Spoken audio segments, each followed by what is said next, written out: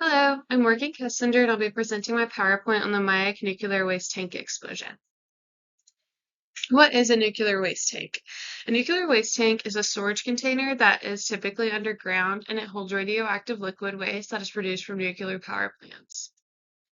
The background of the Mayak explosion is that the Mayak was a nuclear site for building weapons and was established in 1946 in the Chelyabinsk region of Russia, and it was responsible for producing the first Soviet nuclear bomb.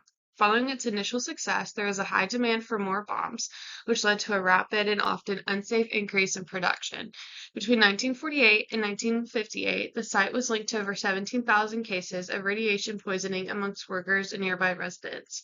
Additionally, there was a significant radiation-related health issues for employees and local communities well before the major disaster that occurred in 1957.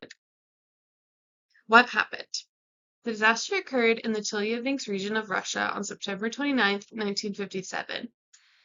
This occurred due to a failure in the cooling system of a tank that stored radioactive material. The cooling system failure led to an explosion that spread radioactive particles more than 52,000 square kilometers. The response to the disaster was strikingly similar to the more well-known Chernobyl disaster that happened decades later, due to the desire for it to be kept under wraps. The concern only started when people began to speculate about unusual auroras in the sky, despite the phenomenon occurring further south than typical. Unfortunately, a public announcement about the situation was not made until several days later. This delay allowed radiation to spread through the local area, preventing residents from evacuating and taking necessary protective measures. Who was affected and how? Approximately 270,000 individuals resided in the region, where 20 million curies of radionuclides were released. Radionuclides are types of atomic nuclei that are unstable because they have too many neutrons or protons, leading to radioactive decay. The disaster emitted gamma radiation, which impacted individuals who were exposed to it. Gamma radiation penetrates deeply into the body, which can lead to direct damage to both cells and DNA. The damage can result in serious health issues, including radiation sickness, increased risk of cancer, and even death, depending on the exposure dose. The environmental impact of this disaster started in the soil. The soil in the affected areas became less fertile due to the contamination affecting agriculture and natural plant growth. Crops grown in these soils absorbed radioactive material, posing additional risks. Bodies of water in the vicinity were also contaminated, impacting aquatic ecosystems. Fish and other wildlife became tainted, posing health risks to any species that depended on these water sources for survival, including humans. The introduction of radioactive materials disrupted local ecosystems, leading to alterations in species composition and population dynamics. Many species face increased mortality rates and reproductive issues due to the exposure of radiation.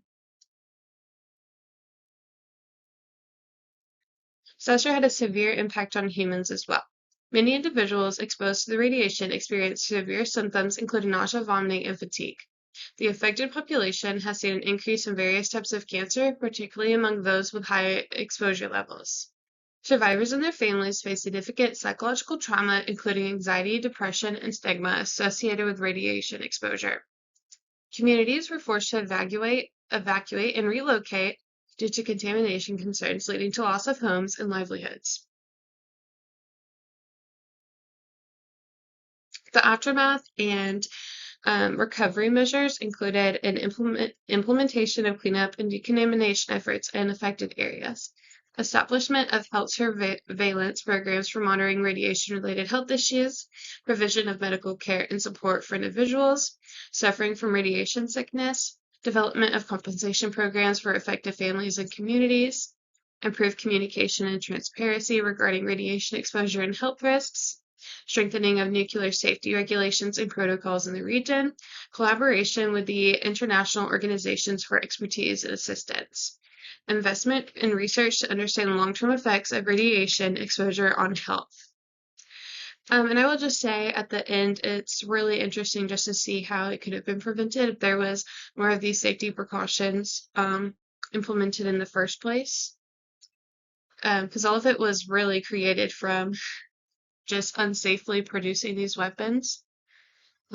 But yeah, that's my PowerPoint. Thank you.